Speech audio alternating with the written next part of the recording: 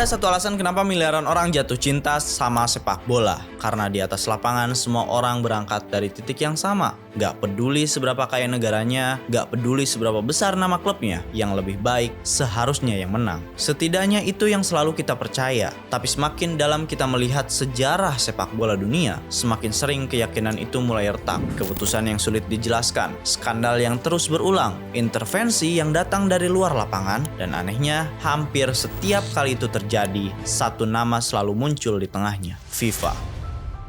Selama puluhan tahun, organisasi ini bukan cuma mengatur sepak bola dunia. Mereka menentukan siapa yang boleh bermain, siapa yang dihukum, siapa yang menjadi tuan rumah. Bahkan ikut mempengaruhi miliaran dolar yang berputar di dalam industri ini. Kalau semua kontroversi itu berdiri sendiri, mungkin kita bisa menyebutnya kebetulan. Tapi bagaimana kalau semuanya ternyata saling terhubung? Hari ini, kita nggak cuma akan membahas satu kasus, kita akan mencoba menyusun kembali potongan-potongan sejarah FIFA dari berbagai tahun. Karena justru saat semuanya disatukan, muncul satu pola yang membuat banyak orang mulai mempertanyakan satu hal. Apakah sepak bola benar-benar dimenangkan di atas lapangan? Atau ada permainan lain yang sudah dimulai jauh sebelum peluit pertama dibunyikan? Kali ini kita akan melihat apa yang terjadi di balik pertandingan. Karena kalau setiap kasus berdiri sendiri, semuanya memang terlihat seperti kebetulan. Tapi ketika semuanya muncul berulang, mungkin sudah saatnya kita berhenti menyebutnya kebetulan. Gue Hakim, dan inilah cerita olahraga.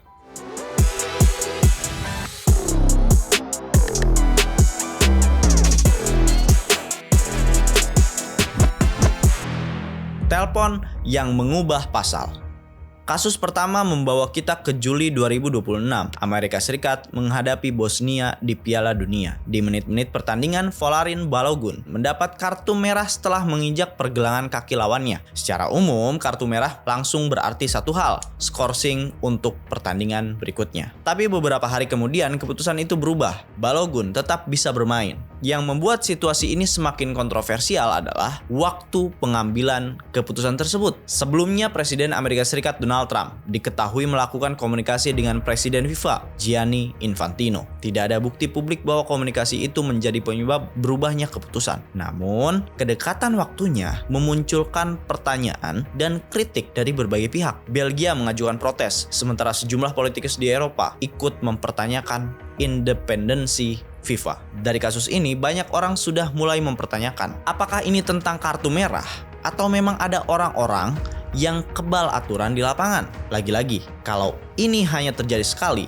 mungkin kita bisa menyebutnya pengecualian. Tapi masalahnya, ini bukan satu-satunya cerita. Drama 13 menit dan rekening di Florida. Babak 16 besar, Argentina menghadapi Mesir. Hingga memasuki menit ke-78, Mesir memimpin 2-0.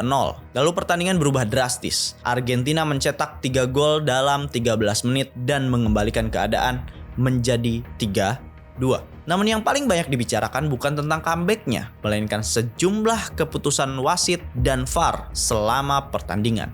Gol Mesir sempat dianulir setelah VAR meninjau sebuah pelanggaran yang terjadi beberapa fase permainan sebelumnya. Di sisi lain, ketika Muhammad Salah terjatuh di kotak penalti menjelang gol kemenangan Argentina, tidak ada peninjauan VAR yang dilakukan. Keputusan-keputusan itu langsung memicu protes dari kubu Mesir dan perdebatan luas di kalangan penggemar. Kontroversi di lapangan belum selesai ketika di luar lapangan muncul kabar lain. Pada periode yang sama, Federasi Sepak Bola Argentina menjadi sorotan dalam penyelidikan keuangan di Amerika Serikat terkait dugaan aliran dana melalui perusahaan cangkang di Florida. Hingga saat ini tidak ada bukti publik yang menunjukkan penyelidikan tersebut berkaitan dengan hasil pertandingan melawan Mesir. Dua peristiwa itu berdiri sebagai isu yang berbeda, namun keduanya terjadi pada waktu yang hampir bersamaan. Dan seperti banyak kontroversi FIFA sebelumnya, pertanyaan kembali muncul lebih cepat daripada jawabannya. Tangan yang diklaim milik Tuhan. Kita sampai di salah satu momen paling terkenal dalam sejarah Piala Dunia, 22 Juni 1986 di Mexico City. Argentina menghadapi Inggris. Diego Maradona melompat menyambut bola. Dalam tayangan ulang, terlihat jelas tangannya lebih dulu menyentuh bola sebelum masuk ke gawang. Tapi di lapangan, wasit tidak melihatnya, sehingga gol tetap dianggap sah. Setelah pertandingan, Maradona melontarkan kalimat yang kemudian menjadi legenda. Sedikit karena kepala Maradona, sedikit lagi karena tangan Tuhan. Kalimat itu memang abadi, tapi yang sering dilupakan adalah konteksnya. Saat itu memang belum ada VAR. Keputusan sepenuhnya bergantung pada apa yang berhasil dilihat wasit dalam hitungan sepersekian detik. Bagi banyak orang, momen ini bukan bukti adanya konspirasi, tapi menjadi bukti sejarah kalau sistem saat itu masih memiliki celah besar bagi kesalahan manusia. Dan ketika kesalahan itu terjadi di panggung sebesar Piala Dunia, dampaknya ikut tercatat dalam sejarah. 6 gol yang dibutuhkan. Kita mundur ke 21 Juni 1978, Rosario, Argentina. Saat itu Argentina masih berada di bawah pemerintahan junta militer, dan di Piala Dunia yang mereka selenggarakan sendiri, mereka menghadapi Peru dalam laga yang menentukan. Hitungannya sederhana, untuk lolos ke final, Argentina membutuhkan kemenangan dengan selisih minimal 4 gol. Hasil akhirnya 6-0.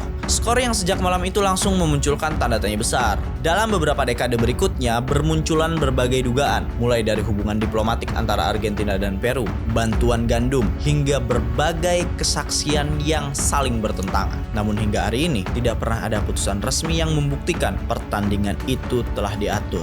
Justru disitulah letak masalahnya. Kontroversinya tak pernah benar-benar selesai, dan nama FIFA kembali dipertanyakan karena dianggap gagal menjawab keraguan yang terus hidup selama puluhan tahun. Suara yang dibeli. 2 Desember 2010 di Swiss. Hari itu, Komite Eksekutif FIFA memilih tuan rumah Piala Dunia 2022. Kandidatnya bukan nama sembarangan. Ada Amerika Serikat, ada Australia, negara-negara dengan stadion, infrastruktur, dan pengalaman menggelar turnamen besar. Namun hasil akhirnya mengejutkan banyak pihak. Qatar terpilih sebagai tuan rumah. Keputusan itu langsung memicu perdebatan. Saat itu Qatar belum memiliki seluruh infrastruktur yang dibutuhkan untuk menyelenggarakan Piala Dunia. Bahkan kondisi cuaca ekstrim membuat turnamen akhirnya dipindahkan ke bulan November dan Desember, pertama kalinya dalam sejarah Piala Dunia modern. Kontroversinya tidak berhenti di situ. Beberapa tahun kemudian, penyelidikan internasional terhadap FIFA mengungkap praktik korupsi yang melibatkan sejumlah pejabat sepak bola dunia. Sejumlah mantan anggota Komite Eksekutif FIFA kemudian dijatuhi sanksi, larangan beraktivitas di sepak bola karena berbagai pelanggaran etik dan korupsi. Hingga hari ini, perdebatan soal proses Qatar sebagai tuan rumah masih belum benar-benar berakhir. Bukan karena siapa yang menjadi tuan rumah, tetapi karena pertanyaan yang terus mengikuti keputusan itu. Seberapa bersih proses di baliknya? Hotel bintang 5 yang digerebek.